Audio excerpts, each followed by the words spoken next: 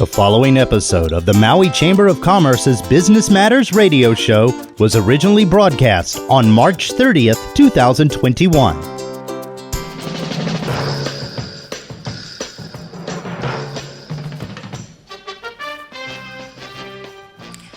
Aloha and good morning, Maui, and welcome to Business Matters. This is a radio show and podcast brought to you by the Maui Chamber of Commerce and sponsored by our title sponsors, Mokulele Airlines and Sherry Reeve Gallery and Gifts in Makawao.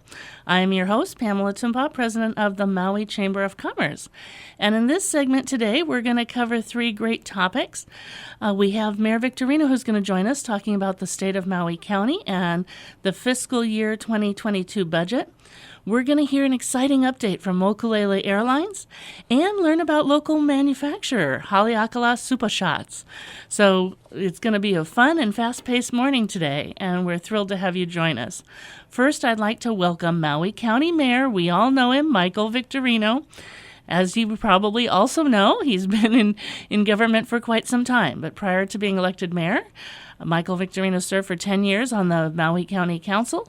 He's been a longstanding business owner, is very well known in the insurance and sports arenas, and has served on many boards and commissions. You know, to see a mayor go through this COVID-19 pandemic, I mean, he and his team have been through the ringer, and he has been a strong, caring, and compassionate leader throughout this entire pandemic, working hard to balance health and our economy. And we have thought he has done an amazing job given the tremendous circumstances thrown at him. So it is my deep pleasure to welcome and say good morning to our mayor, Michael Victorino. Mahalo for joining us, Mayor. Aloha and good morning to all of you. Appreciate being on your show, Pam. Thank you so much. It's fun to get this going again, and we're so excited to have you as one of our first guests. Mayor, can you give us a brief update on Maui County and where we are regarding the pandemic and your thoughts looking forward?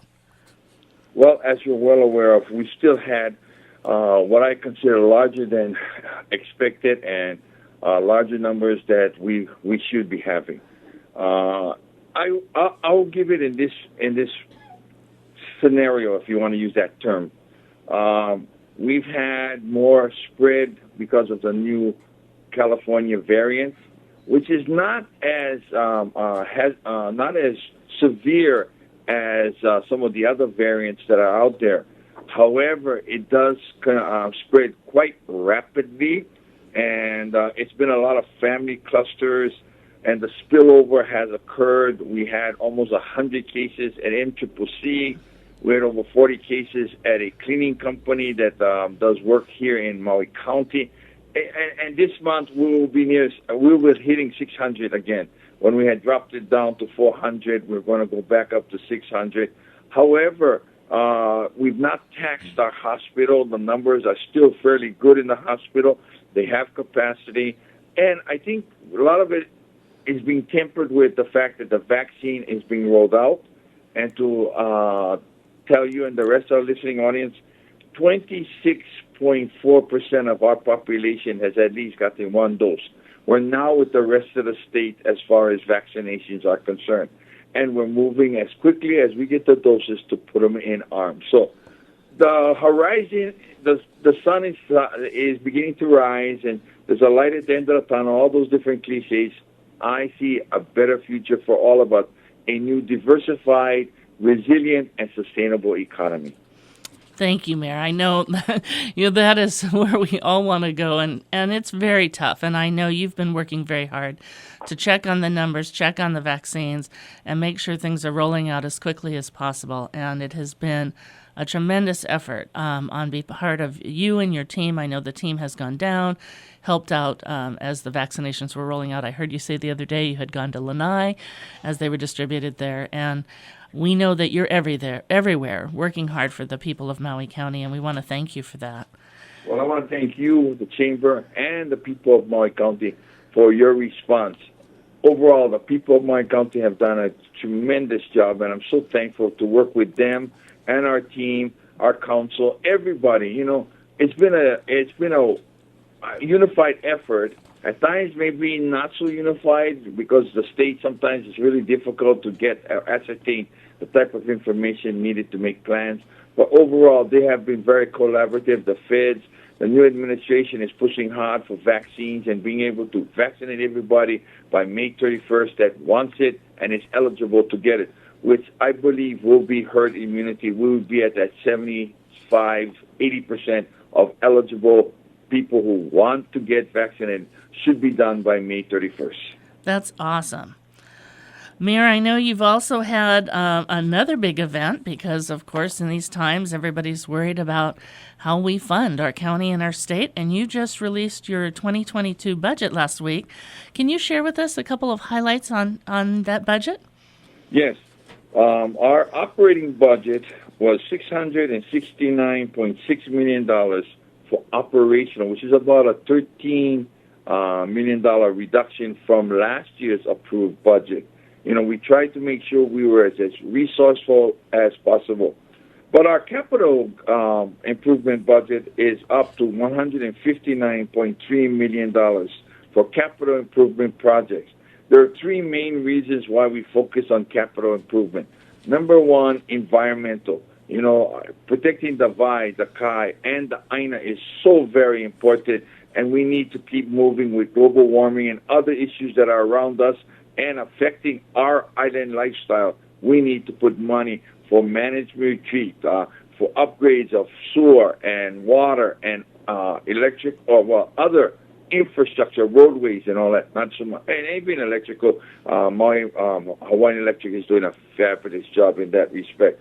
We know that we have to start putting money and continue projects that have started and continue to do the improvements needed.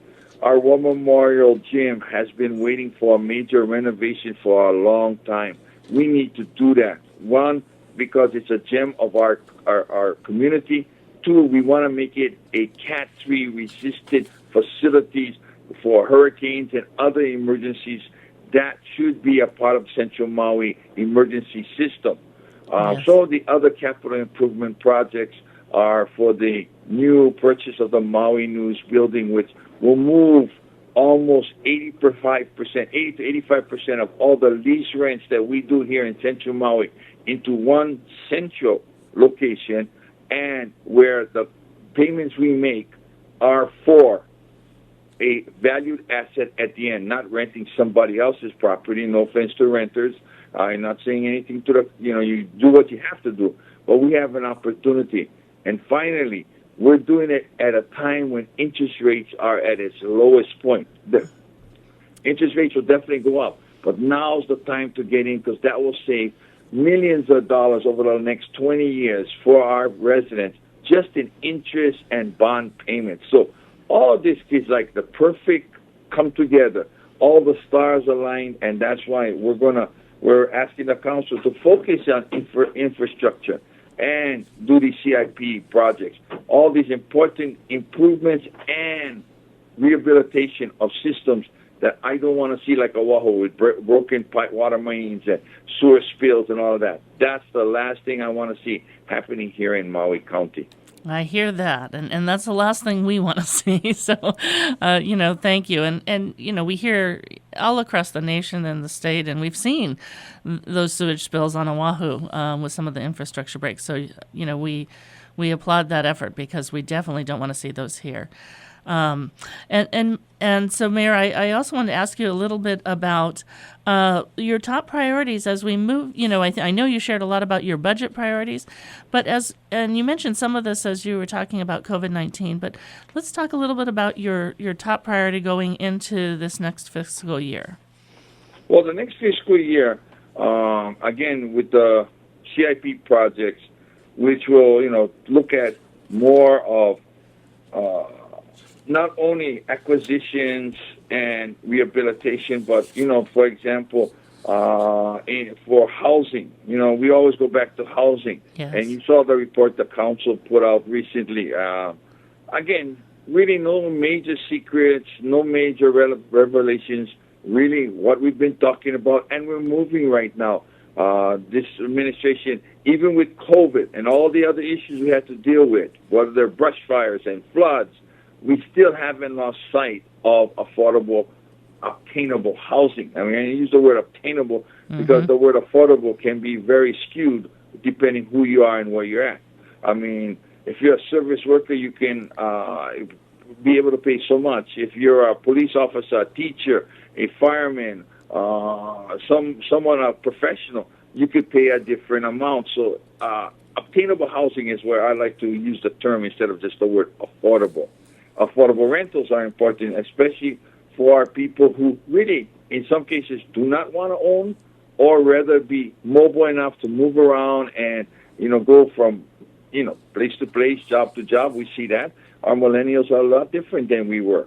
So those are the kind of priorities that I'm pushing forward. And the resilient economy where agriculture, wellness, technology, and helping our small businesses solidify their place at the table in this resilient economy. You have to have our small vendors, our mom and pop. And in fact, Pam, if you remember yesterday, we honored Mom and Pop Day. Yes. So, how many of these small businesses, through so many years of working hard, blood, sweat, and tears put into the business, achieve success? And this pandemic has devastated a number of them. But I'll say it also had a bright spot. It showed how we can do more virtual marketing. And with the Papa Makeke, the Kamaina First, and some of the other programs that we put forward, we've seen some tremendous success that we can continue. And with the Chamber's help, all our microloans and our other grants and SBA now with this new rescue plan coming, we'll be providing funding again for our small business, now specifically for our small businesses. Not like the last time, we kind of went to the big guys and not much to the smaller businesses, the mom and pops.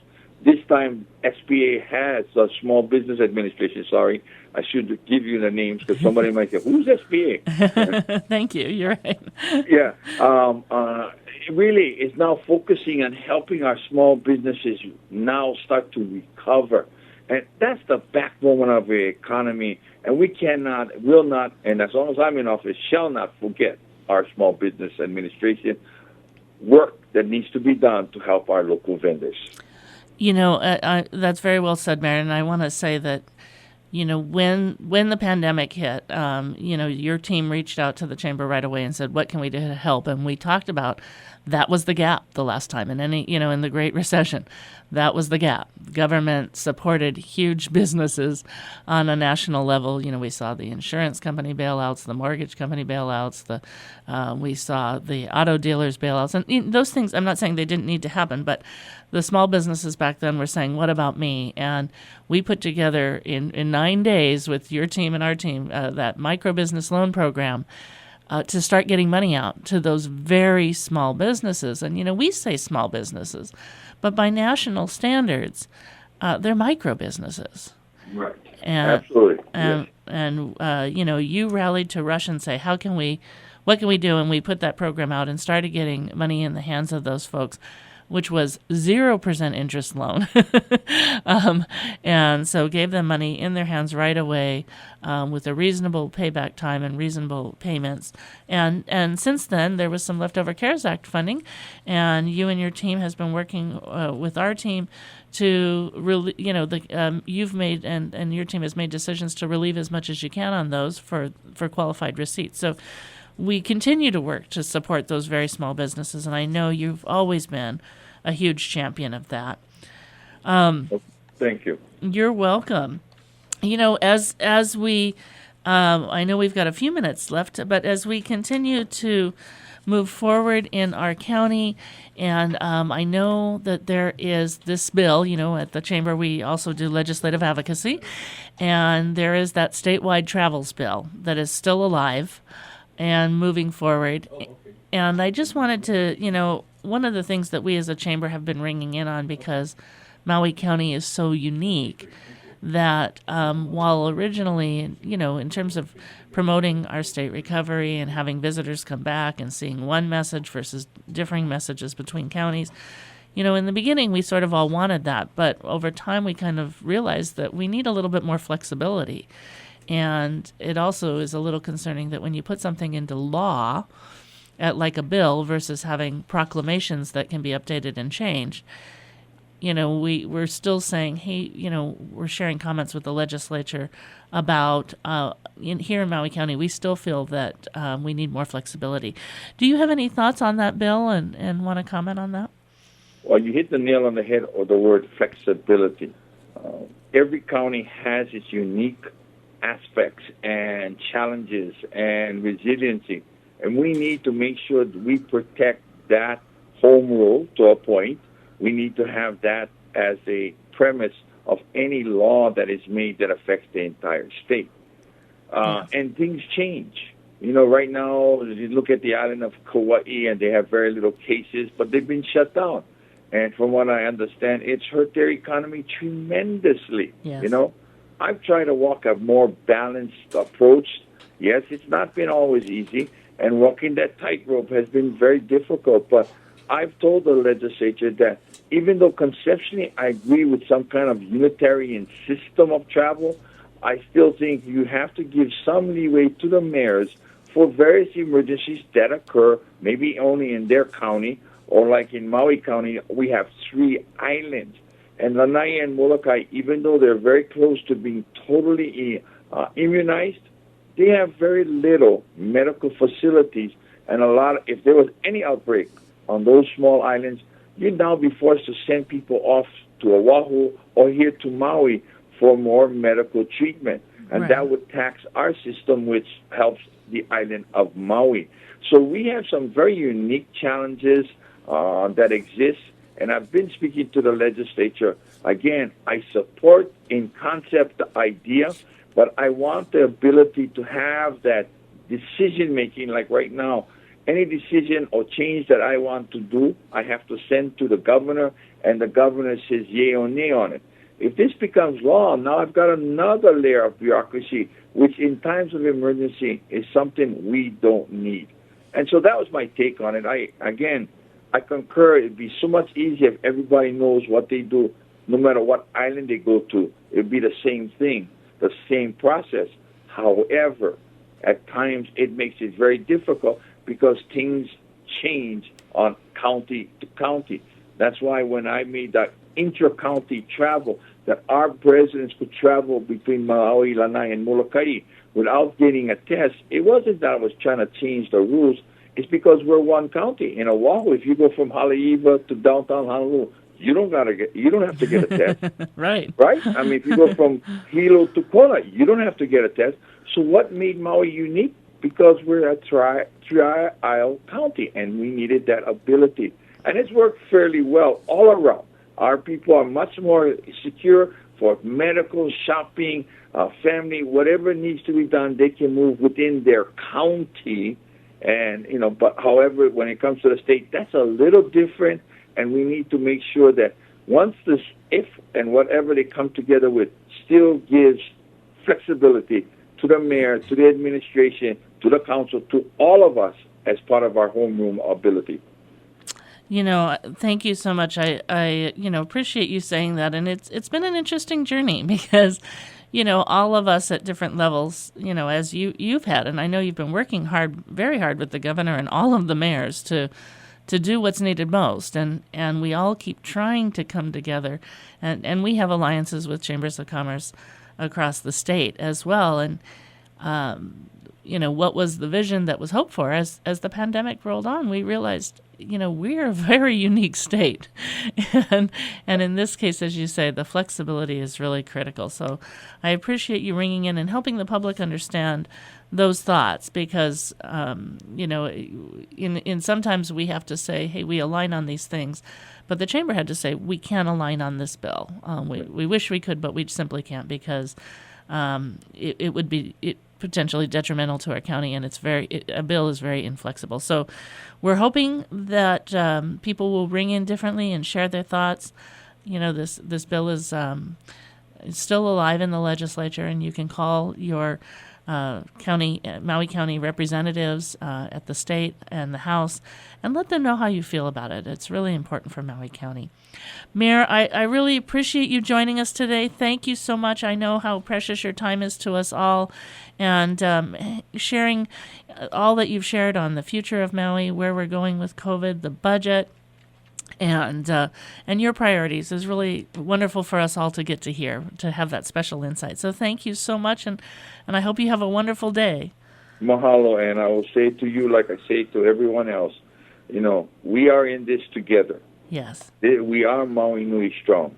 The Chamber is one of many aspects that makes Maui unique, makes Maui Noko'oi. We have challenges with visitors. We have challenges with other issues, Fed, state, you name it. We have a lot of challenges on the horizon. But to meet a challenge, you must be willing to step up to the plate and meet it. Again, I'll close with the idea that we've come this far. It's been a challenge, but I see the light at the end of the tunnel, and many people do. I believe we have been very resilient. Our economy is slowly coming back. I see a lot of small businesses opening up again, being able to be resilient, not only for our residents, who are a big and integral part of it, whether they're supporting our farmers, small retailers, manufacturers, vendors, whatever. But really what I see is the visitor also contributes a lot. So be respectful both ways. I tell the visitor this all the time. Be mindful and be respectful of our people. You come to their home, just like if I go to your home, be respectful. And if not, then don't come. And I'm sorry to say it that way, Pam. I hate being, perceived as being mean, but I'm also being very truthful. And to our residents, show the aloha that we all grew up with. With that in mind, I will say mahalo to all of you, to all the people of Maui County.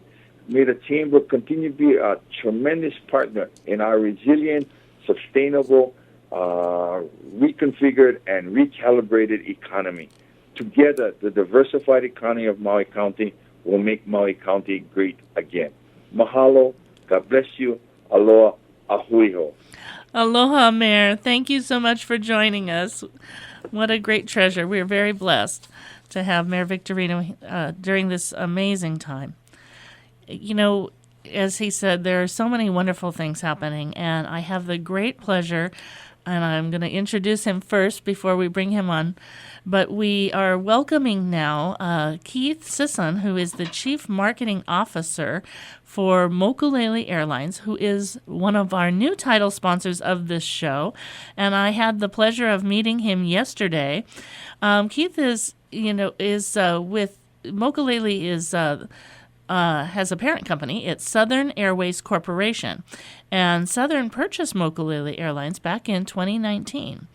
So Keith has been leading as the Chief Marketing Officer during this time through the COVID pandemic, and they have a very interesting distinction. That is Mokulele Airlines under Southern Airlines Corporation.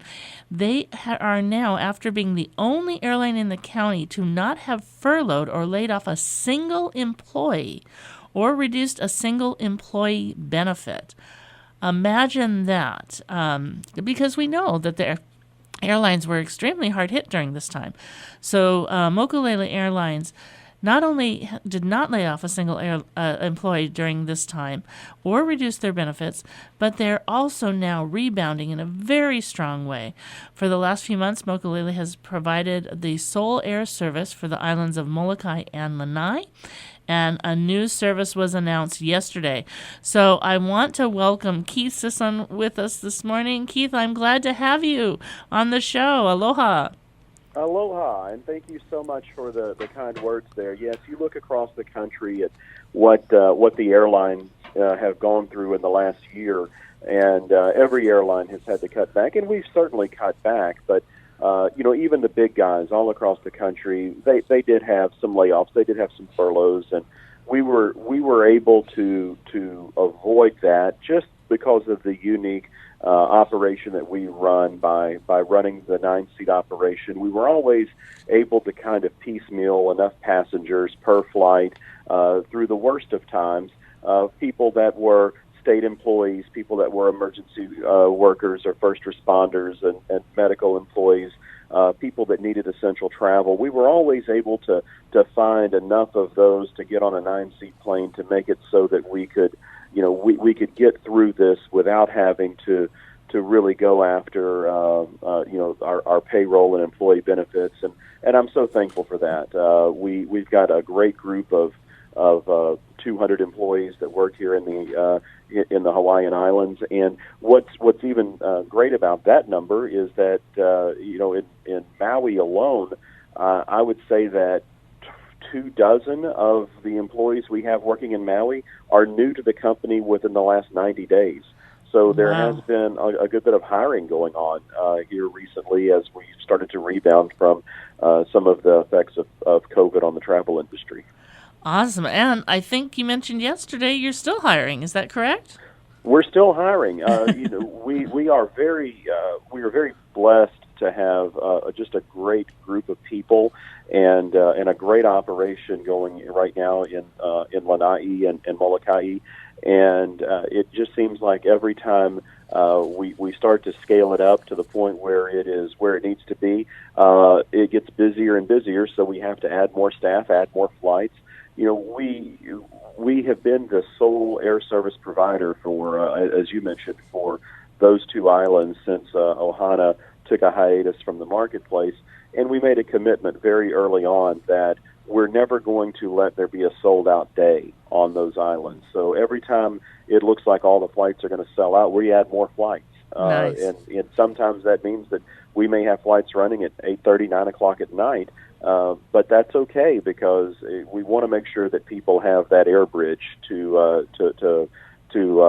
Maui, and we know how important that is. And just listening to Mayor Victorino speak before this, it was extremely challenging early on when each island had its own lockdown, and you couldn't go even intra-county Maui County, and that certainly was beneficial for us when that rule changed and Molokai and Lanai and Maui all had the same the travel rules, and you could travel freely within the county. It totally changed the behavior of the passengers in the marketplace. For so many years, people in Molokai and Lanai would travel to Oahu for all of their essential needs, basically. Now we're seeing, because the travel is so much easier to stay within the county, that they are going to Maui. And I think that even after all of the travel restrictions are lifted, that trend will stay in place. I think that we have permanently changed the behavior of a lot of people by offering travel to Maui County during this time, and they're finding out you don't have to go to Honolulu to do a lot of the things that you need to do off island. When you live at Molokai and Lanai, you can stay in Maui County and do that. Absolutely. I really agree with you, and I do think that you've changed the travel there. And I was having a discussion yesterday with Stan, and he said you also now have a midday flight to Hana. And I was saying, wow, that would change my activity and my ability to hold meetings out in Hana. We've talked about that Hana schedule for so long. We were limited to 2 flights a day there, and the first flight was very early, and the last flight was just before sunset. And we thought, well, maybe we should push that first flight out to mid-morning or so. And we've definitely seen how that has been beneficial through the booking process. As we look at our advanced bookings going forward, people in Hana that need to get to Kahului, you don't have to travel as early in the morning now. Your day's not quite as long. And for people that need to go in the other direction, you can get there a little before lunch and work for a day in Hana should you need to, and get back right at sunset. It's also really great for the visitors that are going to be staying at the hotels in Hana, because it coincides more with check-in and check-out time of the hotel. So we think this is going to be a huge win going forward as more visitors start returning to the island. I absolutely agree. Now, yesterday you had a very exciting day at the terminal. Tell us a little bit more about yesterday's event and the announcements you were making. So we, as you mentioned earlier, Southern Airways Corporation took over Mokulele in 2019 early, and we saw there's definitely upgrades that we want to do. We're in the process of upgrading the entire fleet. We're sending a plane to the paint shop next week for a brand new livery. We have a local person who is reupholstering all of the seats, and we're going to start that process. New headliners, new flooring. So all of the fleet is going to get a complete rebirth. In addition to that, we were looking at the stations and thought, the Honolulu station looks good. The Kona station looks pretty good. The Kahului station is an old bus terminal and probably hasn't had any renovation done to it since it was first put into airline service, however many decades ago that may have been. And we just wanted to do something special there because Kahului now has the most commuter airline traffic of any commuter hub in the country. So there are more daily flights in and out of that commuter hub at the Kahului airport than there are any other city in the country. We just surpassed Boston because Boston has a lot of commuter flights that go to Martha's Vineyard and Nantucket. We have more than that at Kahului, and we're not going to relinquish that. We're going to keep adding flights, and we're going to make more flights out of that Kahului terminal. So we thought this needs to be a show place. So we worked with Marvin at the airport, and we said, look, we have this plan. We worked with our friends, our neighbors at Kamaka Air, who share the space with us, and we went to them with a rendering and said, we want to do a refresh here. We wanted to use Maui bamboo, and we want to put a bamboo facade on all of these check-in counters. We want to put in new countertops. We want to put in fresh paint. We want to put in new signage. We want to put in new digital monitors on the back wall. We want to modernize this terminal. We put in a sound system so that there's island music playing in the background as people are waiting for their flights. And we're not done yet. We have more to do. But yesterday was the unveiling of that effort. This was a 2-week renovation process that cost roughly $40,000, and we were able to invest that $40,000 into this terminal as a direct result of the state of Hawaii coming last month and offering to waive landing fees for airlines that fly to Molokai and Lanai. And those are fees that we don't have to pay the state, and they equal to about $40,000 a year. So we thought, well, if the state is going to give us this break, why don't we take that money and reinvest it and give something back to the people of the state and give it back to them in the form of a better passenger experience when traveling in and out of the Kahului hub. So we had a blessing ceremony yesterday. Haleka Naba, whose mother was the founder of Mokulele Airlines 26 years ago. Haleka was our blessing officiant. He's also a county council member on Hawaii County and just did a beautiful job of that, and I'm so pleased that he was there. We had some wonderful guest speakers. We streamed the event live on Facebook and provided a lot of that material to local news agencies. It was a small ceremony, of course, because we want to keep the ceremony small, but we did want to have something that we could broadcast out to a large group of people virtually, and we're very pleased with the turnout, and the people that watched on Facebook Live was very impressive. So we're very, very pleased about this. We're just getting started at that terminal. We have more things that we would like to do there, and there's going to be more upgrades that will be happening as early as next week. But also, as you mentioned, as part of this ceremony, we took the opportunity to announce new service. And we didn't cut any route in the state of Hawaii during the worst of COVID. We flew every single route that we flew before the pandemic. We flew during the pandemic, and we're still flying today. There are a few airports in the state that we do not serve, and we took the opportunity yesterday to announce that beginning on Monday, April 19th, we will be operating 4 times daily flights between Kahului and Hilo, connecting the east side of Hawaii Island to Maui. And we're very excited about that. We'll be the only nonstop flight on that route when we open that on April 19th. And we just think, reconnecting islands is very important. Reconnecting people is very important. And, I commend Mayor Victorino because, taking the approach of, hey, all 3 islands of Molokai and Lanai and Maui are all Maui County. We're going to open up travel freely between them. That was a great first step. And now the next step, hopefully, will be to synchronize Big Island into that mix, and we can normalize the travel between those, and then once we get used to that, maybe then we can bring in Oahu. There's a rollout process that hopefully we can do, and I'm hoping that we can get to a point where we do make travel easier and more affordable for all of the people that need to reconnect to their families, not just the essential workers that are traveling now. But, of course, everybody can travel inter-island if you do the inter-island pre-travel COVID test and then the test when you return back to your island.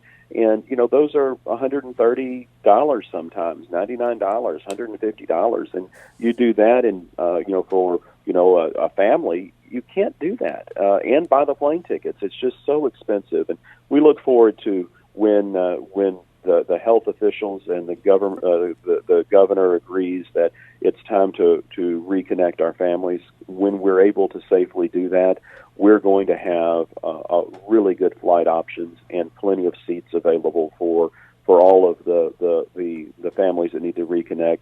And we think this is going to be an overnight switch. As soon as people are allowed to go and fly between the islands without having to pay for the COVID test, we think overnight that people are going to want to do so, and we're going to have the seats available for them. And there's no doubt that when you are in Maui County and you need to go to the island closest to you, we are the best way to get you there. I have to say, I'm so excited by all that you're doing, and to see the new terminal. Everybody was saying, oh my gosh, how lovely is it to sit here with Hawaiian music playing. The design, as you said, all brand new modern. I mean, the refresh was phenomenal. Hearing about what you're doing with the fleet is phenomenal. But I think the thing that you have just very well explained, Keith, is the commitment and just the way of the company is all about service. And you folks have gone above and beyond at Mokulele Airlines to serve during this very challenging time, delivering produce when the Friendly Isle Market on Molokai shut down. You've brought food over there. You've kept the lines open. You've shored up the routes when another airline's pulled back. And you're continuing to expand, and that is so exciting. And then when you get an opportunity to save money, you take that money and reinvest it back in your facility for here in Hawaii and for your team. What an outstanding company. I'm so excited by all you're doing. And I know we're going to be bringing you back again soon to talk more, because you folks are on fire, and we love it. So I really want to thank you for being with us today. Thank you so much. I greatly enjoyed being with you yesterday and seeing all that you're doing. I appreciate your focus on service. And we look forward to hearing more updates in the coming months as you progress. And we're so thrilled to have you as a title sponsor of this program. We're very pleased to be a title sponsor, and thank you for that opportunity. Look forward to listening to all of the great interviews that you're going to have in the ensuing weeks. Well, thank you. I think we're going to have a lot of fun over the next 12 weeks. We're rocking and rolling with this program, and for the community, if this works, and we'll continue it. But we're right now in a pilot project for the next 12 weeks, and deeply appreciative. And mahalo, and please tell Stan. I'm sorry we missed him this morning, but we're so excited to have you on the phone with us today. And mahalo for this great opportunity to share more about Mokulele Airlines. Mahalo to you. Thank you so much. Thank you. Aloha. I'm also excited. We are going to learn about one of our amazing local products, and I'd like to introduce you to Tina Keko'olani, and she is the creator of and owner of Haleakala Super Shots. Tina is a resident of Kula, Maui, and works as an educator, cultural practitioner, and farmer. And what's interesting is many of our local manufacturers have other jobs, but their passion leads them to go into creating exciting new products. So, good morning, Tina. Aloha. Aloha from Waiahuli. Oh, so glad to have you with us. Thank you. Mahalo. Please tell us a little bit about your products. Yes, so this is an inspiration from my mother. My mother always had hot chili peppers, around for meals. She loved her hot spice, and so growing up, she raised us around that. And I'm studying nutrition, and being in athletics, and foodie. I wanted to elevate the classic Hawaiian chili pepper water nutritionally and add fresh fruit. So it is an upcountry original, and it's an inspiration from my mom, and there's a lot more to come. But I created the three original flavors are lilikoi, kula strawberry, and third pineapple Thai basil, with my fourth, soon-to-be bottled, Suriname cherry and fresh olena, or a turmeric. We call that. Yeah. Well, turmeric is a big thing these days. I know so many people. It is a superfood, yes. Yeah, and their joints and inflammation and things like that. Yep, absolutely. And so that combined with the Suriname cherry, which is also a great anti-inflammatory fruit, and in a lot of local families, it's like the grandma fruit. Everyone's grandma or tutu has grown a Suriname cherry in their backyard, so that is another inspiration for my this fourth elixir. Wow. Well, actually, I'm fascinated by that because I've never heard about a Suriname cherry. But here in Hawaii, you say it's prevalent here in the islands. Yep, a lot of old school families, or generations ago, the great-grandmas, great-great-grandmas, great-grandpas, they had Suriname cherries, and it's pitanga is another name for it, but it's from the area of Southeast Asia, and the other flavors, the other ingredients I use are from South America, which is what the nioi or the Hawaiian chili pepper is from. But these are all amazing ingredients that we need right now, especially right now. We need to boost the immunity in our community. So this is just one way that in Hawaii we can enjoy what the generations before have grown for us. We need to bring that back. Yeah, absolutely. Bring that knowledge back and bring those kinds of products back. I'm glad you mentioned that. You talk about boost immunity in our community. And, so much effort and energy is put on the vaccines, but there's so many things that we can do at home to boost our immunity. Absolutely. Yes, you need to get to the core of the problem. So it is food. Food is our medicine. Many of these ailments that are prevalent today, the origins are what we put into our bodies, what we can edit from our lifestyle, like processed foods and processed sugars, fried foods. A lot of these packaged foods are just loaded with preservatives, additives that are not good for us, basically. So what we grow, hopefully regenerative agriculture and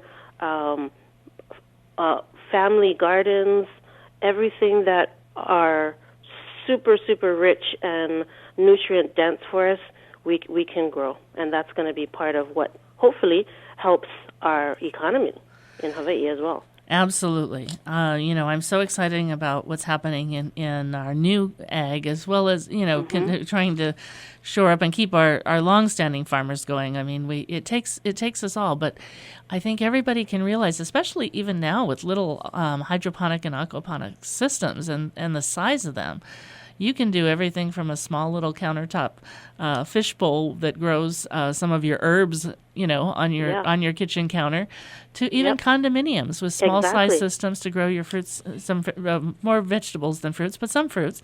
So it's an exciting time for ag, and it's important for us all to remember we each can play a role in that and do something at home. Yeah, and besides it being an exciting time for ag, just a step further is farmers markets. Farmers markets, really are showcasing the richness of Maui. So we have some new farmers markets, and the Haleakala Super Shots on Saturdays and Tuesdays. There's a brand new one in Kihei, Ko Mahi Ai Makeke, and these farmers are all from Kula. Yeah. I mean, we're traveling around to the different locations to show people our phenomenal products. Yes.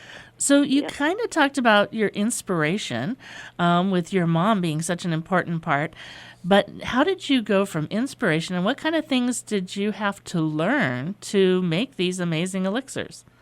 So up here in Waiahuli, we have a really close connection with our community. I started getting involved, moving here to Maui or up country. In Hawaiian Homes, I started being active with our Keo'olani Hawaiian homestead, and being raised on Oahu, kind of city girl. My mom and dad were ran their own businesses, and very active. So I wanted to give back to my community and help or add value to to the produce or the offerings up here to bond our community. So we created ho'olauleas and community events and keiki entrepreneurship fairs, and I actually started off with salads. Huh. So I produced the salads, but I wanted it to spill over to our community for other people to create healthy products. So the community is what kind of had me want to get into other learning, like for business and things like that. And I got involved with the Maui Food Innovation Center, and that helped as well. But it was just, for decades I had always been into athletics and nutrition, and I saw there was a need for better offerings of healthy food. Yeah, that's amazing. So the Haleakala Supah shots is turning into Supah salads, Supah soups, all of that. So the salads actually are taking off. I actually produce salads that are a celebration of our farmers. So the ingredients in the salads are from our farmers and myself. Oh, that's amazing. I love that. Celebration of our farmers. Yes. Anytime you eat a salad, I want you to think local, buy local. This show is about promoting locally made. And when you shop small and you shop local, of course, you're supporting our local farmers and grown on Maui. You're supporting Made in Maui. It really is important to these small businesses. But now, anytime I have a local salad, I'm going to think it is a celebration of our farmers. I think that's amazing. Yeah, rich resources we have. We do. We're very blessed, and we've got such a great growing environment. So I want you to share, Tina, where can people find your products? You mentioned tell us about those amazing little farms. We've got some different farmers markets. I was going to say farm stand. That's old school, but farmers markets. Tell us where we can find you. Yes, there is a Supah shots at a farm stand. Kula Country Farms farm stand. We have our little farm stand there. Our little fridge is stocked with our juices and the Supah shots. Also Tuesdays at Kihei Farmers Market behind the Kukui Mall Theaters, 4 p.m. to 7 p.m. Saturdays, that's a growing one, big one, 8 a.m. to noon in Kihei, same place behind the Kukui Farmers Kukui Theater. And special orders, deliveries always. So when this pandemic started, I really wanted to saturate the community. So I did the Ag Fest, the Hanakalo Festival, all of these, really wanting to get it out there. So now, after a year later, still going. And I just really want to make sure that we get our people, into what we have, what we grow, versus waiting for the ships to come. Right. So really, really getting healthy ingredients more accessible. Yeah, I think that's really important. And I think, too, reminding people that there is so much that we can do here at home to also build our immunity, create, strengthen our health, eat better foods, support local along the way, which is a great added benefit. But, there's a whole new wave these days on how important it is to be healthy and how much sometimes simple things, like you talk about sort of ancient resources that have been used for generations, different spices, different plants, different foods. We have some of that great medicinal history here that we can cure a lot of our own ailments if we use it right. Not that we're all practicing medicine. We're absolutely not. Food is medicine, so it absolutely has to do with what we surround ourselves with, our choices that we make. But these ailments, they can be reversed. It's just all matters what our choices are, and let's just surround ourselves with the food that was meant to be real whole food, not turned into crunchy powdered things. Absolutely. Tina, thank you so much for joining us today. Okay, we encourage everybody to buy Haleakala Supah shots where you can find it. And Tina shared the different locations with you. Look in Kihei, look up country. There's so many places that you can find this great and diverse product. And now we're going to have to look for some of our other products in addition to the Supah shots. Absolutely. And check out our Haleakala Supah Shots Facebook page and Instagram. Fantastic. Thank you so much. Mahalo, Pam. Aloha. Mahalo, Tina. Aloha. You too. It's such an exciting time. We got to meet Tina through the Made in Maui County Festival. She has phenomenal products. And, when we were able to be live at the Maui Arts and Cultural Center, which was such a beautiful destination for the Made in Maui County Festival, we would have, on average, 10,000 people each year coming. Of course, COVID changed all that as we needed to, social distance and wear our masks and reduce our group sizes. Last year we went virtual, and so we normally have about 140 vendors going virtual. Not all products are as easily shared and sold virtually, so there were some changes that we made there. And so we did a virtual event last year. This year, we're hoping for a hybrid. This year, we're hoping to go back to an in-person Made in Maui County Festival with a strong virtual component building on what was started last year when we had to pivot. But in pivoting, we also learned that we could reach a far expanded market, both in terms of wholesale buyers to buy these products, as well as people who love Hawaii and Maui who want to buy Maui-made, Maui County-made products. There's so many exciting things we have in our county that are wonderful products people truly enjoy. So we're hoping to move forward with that in the future. Of course, if we're not at that point yet, we will continue with the virtual event. And planning, is already underway because, especially in these times, you really have to be thinking forward.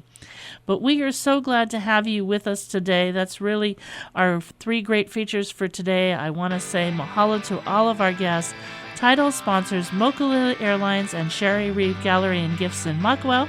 I'm Pamela Tumpop, president of the Maui Chamber of Commerce, wishing you blessings and best wishes for a beautiful Maui day.